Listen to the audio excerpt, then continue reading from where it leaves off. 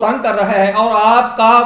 کوئی اس کے اگینسٹ یعنی اس کے آگے بس نہیں چل رہا، آپ اس مصیبت سے اس پریشانی سے نکل نہیں رہے، یا آپ کو اتنا پریشان کر رکھا ہے لوگوں نے یا دشمنوں نے مخالفوں نے، تو آپ اس سے نکلنے کے لیے یہ وظیفہ کر لیں۔ آپ کا جو معاملہ ہوگا وہ انشاءاللہ 100% ٹھیک ہو جائے گا، اور جو کام رکا ہوا ہوگا، کوئی مقدمہ ہوگا، کوئی لڑائی ہوگا، آپ بخیر و خوبی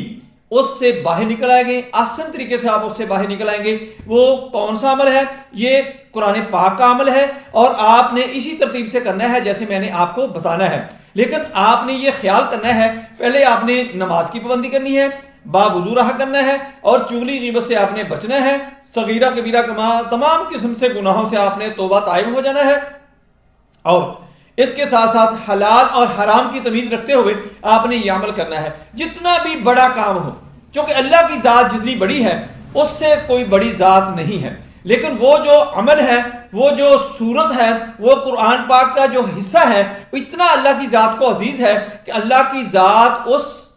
قرآن پاک کی آیات سے، اس صورت سے بہت پیار کرتے ہیں۔ اللہ کی ذات جب یہ صورت پڑھی جاتی ہے، جب یہ دعا کی جاتی ہے، جب یہ آیات پڑھی جاتی ہیں، تو اللہ کی ذات اس وقت ہماری دعاؤں کو رد نہیں کرتی۔ اللہ کی ذات ہمارے معاملہ جو ہے وہ سیدھے کرنے شروع کر دیتی ہے۔ اس سے آگے جو ہے کوئی آپ کو عمل کرنے کی ضرورت نہیں پڑے گی، آپ کو کسی بھی بکھیڑے میں پڑنے کی ضرورت نہیں پڑے گی، آپ کو کسی کے پاس جانے کی ضرورت نہیں پڑے گی۔ آپ اپنا خود ہی عمل کر لیں، اور آپ کو جس وقت بھی گھر میں، کہیں دفتر میں ہیں، فیکٹری میں ہیں،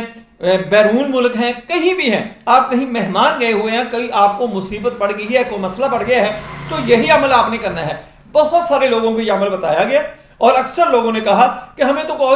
کوئی اور عمل کرنے کی ضرورت ہی ابھی نہیں پڑی، جب بھی ہمیں کوئی مسئلہ بنتا ہے تو ہم یہی عمل کرتے ہیں۔ یہاں تک کہ کچھ لوگوں کو یہ عمل بتایا گیا،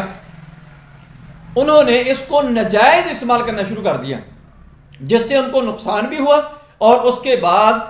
ان سے یہ عمل جو ہے وہ ختم کروایا گیا کہ یہ عمل چھوڑ دو، یہ عمل آپ کے لیے نقصان دہ ہو جائے گا، جبکہ آپ جائز کام نہیں کرتے، ناجائز کام کرواتے ہیں، ناجائز کام کرتے ہیں۔